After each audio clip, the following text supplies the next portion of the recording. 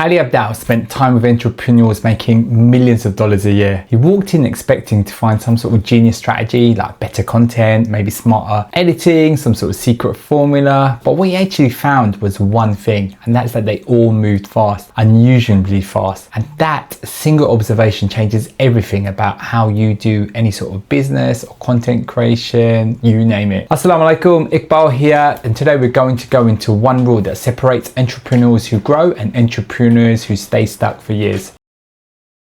Let's talk about that Ali Abdaal story. He's in a room with entrepreneurs pulling in 7 figures at least, and he's doing what any curious person would do, looking for the pattern. Is it the thumbnails? Is it some editing? Is it some untold secret sort of niche strategy that the rest of us haven't figured out? But what he found out was just almost frustratingly simple. But these entrepreneurs moved fast. But most people just release one piece of content and then sit back and wait. These people are releasing 10, learning from all of them simultaneously. And because of that, they were improving at a rate that much slower entrepreneurs couldn't just match. Another example would be like some sort of Amazon store. Rather than releasing one product, they release loads of products and just see which one works. I'll be honest about myself. When I first started my channel, I was painfully slow. I had no deadlines, no structure, just the vague intention to just get it done when it's ready. You know, a video that should have taken a week would sometimes drag into 3, sometimes 4. And because I had no fixed endpoint to work towards, I'd fill that time with just tweaking and tweaking and tweaking. And the work didn't get any better, to be honest with you. It just ended up getting later. But now what I'm doing is that I've just started publishing much faster now, and things have actually shifted. My writing has got better, my delivery has improved, my systems have got better. And there's a really good phrase that captures all of this, and that is that money loves speed. Now I know that sounds like something of a motivational poster in some sort of big conference or something, but what it actually means is this: like, speed creates more learning creates more growth, and more growth is what produces the results we're all after. It's not about rushing for the sake of it. It's about understanding that shipping is part of the education, and if you're not shipping, then you're not really learning. And there's a coach out there called Pat Summit, and she was saying how finishing makes such a big difference. So the question worth sitting with: what's actually slowing you down? Because I want to make the case that it's probably not what you think. Most people think of deadlines as stress machines, something a boss drops on you, or in my case, when my wife wants me to sort out the door that hasn't been working for a little while, or sort out the sink, something like that. But that's not what a deadline actually is. A deadline is a clarity tool. And once you start using it that way, everything moves faster. There's a principle called Parkinson's Law, and there's a great book called The 4-Hour Workweek by Tim Ferriss, and he talks about this as well. And it's just that work expands to fill the time available for its completion. Give yourself 3 weeks to write a newsletter. It will take 3 weeks. Even if the real work is more like just a few hours. Without a fixed endpoint, the task quietly inflates. You tweak things you don't need tweaking, you just end up doing a bit more research, a bit more editing, a little bit more, and it just takes longer and longer and longer. There was a Harvard Business Review study done on project completion and found that teams given shorter fixed deadlines produced work that was equal or higher than teams with open-ended timelines, and they finished in a much shorter amount of time. That time constraint, that time deadline, didn't actually make the work worse. It actually helped them sharpen the focus, and even could make the work come out even better. That's definitely happened with me as well. Like, I find that, you know, if I give myself a less amount of time to do these videos, then they actually come out just as good as the ones where if I might have taken 2-3 weeks doing them. And there's something I really love called the Zeigarnik effect, which shows you that unfinished work can just take up space in your brains. It definitely does that for me. It's like when you have like your computer and you've got loads of background tasks running and your computer can't really sort of operate properly. And the deadline gives your brain a permission to close the loop, and that kind of frees up space for you to focus on other things. When you don't finish something and you don't have a deadline, it's just there, just hanging around in your brain. And Ramadan is an amazing way to think about this. You have 30 days, you have a clear start, you have a clear end, and somehow we accomplish so much more spiritually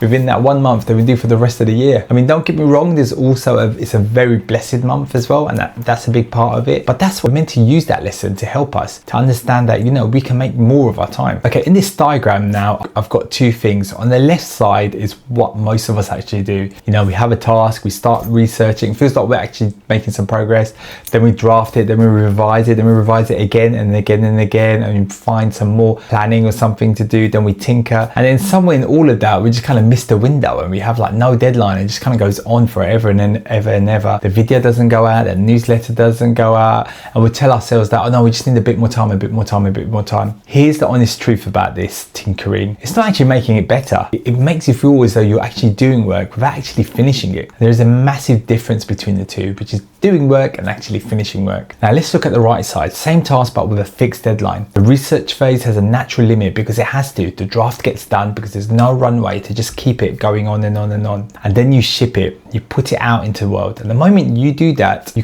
learn something. That shipping, that whole process of finishing and getting it out. If you've ever uploaded a YouTube video, once you've recorded the video, it's not the end of everything. You have to then push it, upload it. You want to do the titles, the description, you want to add some tags, you need a thumbnail. So there's like a whole thing around just kind of shipping your video out there. This is something people on the left hand side never get to experience. They never ship anything, so they never end up learning this. I've seen this in my own content more times than I'd like to admit. The videos I'm most nervous about publishing, the ones where I thought, oh, it's not quite ready yet, those ones actually turned out quite good. I mean, I don't have as many views at the moment, but some of these videos end up getting like a lot more views than I anticipated. But don't get me wrong, part of why we avoid deadlines is because we associate them with pressure, with someone chasing us. But let's reframe it. The deadline isn't there to stress you out. It's there to protect you from yourself, from the version of you where you will keep refining forever and ever and ever and tinkering and tinkering and tinkering. That's definitely something I'm very prone to doing. And look, if you miss a deadline, don't be too hard on yourself, which is what I used to be. I used to just feel terrible if I didn't hit the deadline. You know, that's not actually failure, it's data. You can use that. You know, take a moment just to stop. Okay, hang on. Why didn't I actually hit that deadline? Was it just way too tight? Did something else come up? Maybe you just need to give yourself a bit more time next time. But by setting these deadlines and working towards them, you kind of figure out what actually works for you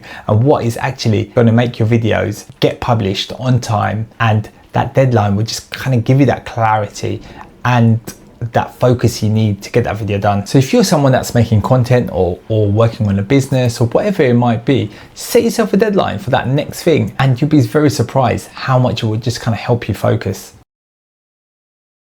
For a long time, I was everywhere. I was doing YouTube, Instagram, TikTok, Twitter, newsletter. And you know, also I had like 2 YouTube channels running at the same time and I couldn't even get my one YouTube channel like going properly. So I definitely don't recommend that. But the shift came when I became honest with myself. I just can't do all of these things at the same time. So I kind of focused on the things that I thought would really push the needle and the things that I really enjoyed, which is like the YouTube and the newsletter. So I just kind of cut everything out and it's been so much better because now I can actually focus my attention. The same thing happened like in terms of audience. I was kind of like trying to write to almost everyone, but now I'm just kind of focusing on Muslims that are into content creation, business, finance, productivity, all of that sort of stuff. There's a great Islamic concept that captures this perfectly. Ihsan. It's like doing things with excellence and full presence. It's not doing everything, but doing a few things that get your complete attention. That's exactly what the 80-20 principle is pointing at. 80% of your results come from 20% of your actions. Most of what feels like productive work is just like noise with good intentions. Let me show you what that actually looks like. On the scattered side, you have 5 platforms, 5 content formats, 5 different versions of yourself trying to show up and stay consistent, and everything just takes a little bit of your energy. You never kind of go deep on anything. That was me. Every platform I was on, you know, I was half present. You know, my Instagram wasn't great because I was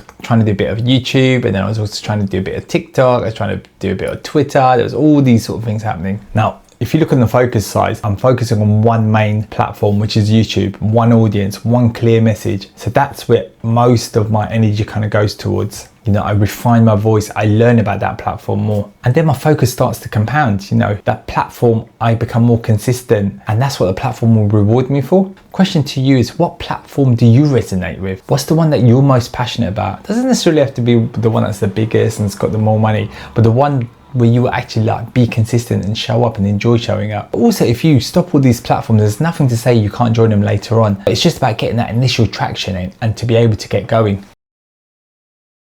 There's a case study from this book called The Art and Fear, fantastic book that talks about 2 groups of pottery students. So one group, the first group of pottery students, would make a pot every single day for 30 days. And the other group was just told just to make one pot at the end of the 30 days and then to compare the 2 pots against each other. Who made the best pot? It was the group that did the pots every single day, every time. Not because they were more talented, it's because they did the reps. Every pot was a lesson. Every single one taught them something a textbook never could. That's like how the clay behaved, where the process broke down, what actually worked with their own bare hands. By pot 20, they was doing things instinctively, and the one perfect pot group was still theorizing about everything. I saw the same thing happen with my own videos. The more I made, the better each one got. Not because I was spending more time planning, but because the act of making them was teaching me things no amount of research ever would. Every video I delayed was a lesson I was postponing. Alex Hormozi says it's better than like anyone with this great quote, and that is that you learn more from 1,000 sales call than you will ever from 1,000 sales courses. The reps are basically just in that curriculum of making the phone calls, and at some point, you know, you have to close your browser, close your computer, and actually do the thing. It's not just about training and training and training. It's not just about quality, it's about getting that feedback system, getting a fast feedback system. Think about Eid. Every year, somehow, basically, like within that one night before Eid, we get the whole celebration sorted out. We speak to the families, we sort out outfits, we arrange the whole family gathering, we sort out the food, all of it in one night. If we added that same urgency to our kind of work, I'm not saying it has to be like really super crazy and really tight, but just added some more deadlines, it would make a massive difference. Now, if you look at the slow loop on the left, you know, you post something, you wait a few weeks, you wait to get some data and then see what worked, then you analyze, then you adjust, then you post again. That's just one loop, one cycle of learning. For most entrepreneurs, they would do way more than that. Now look at the fast loop. It's the same steps: post, learn, adjust, post again. But this time the cycle is much quicker. The videos are getting out there quicker.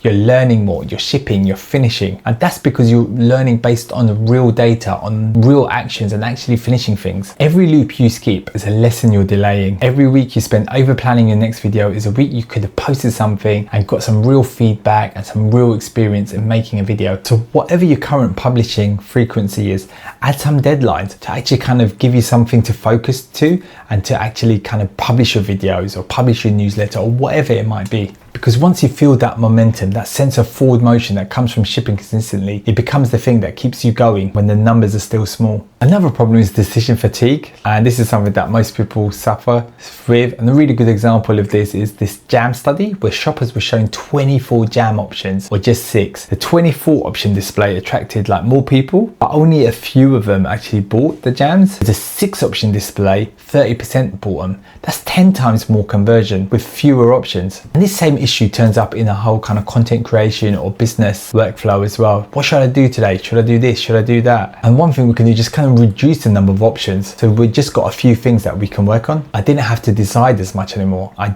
knew exactly which platforms I was working towards. And that was, by reducing the number of options I had, helped me massively to focus. So here's your one action this week. Whatever you're currently sitting on, the video that's nearly ready to film, the newsletter that needs one more read through, the social media post, just set a deadline for it. This week, next month, write it down, tell someone and ship it. And if you don't hit the deadline, that's fine. Analyze what happened, why didn't you hit the deadline? Set another one and go again. Yeah, if you enjoyed this video, please hit that like button, and inshallah I'll see you in the next one. Assalamu alaikum.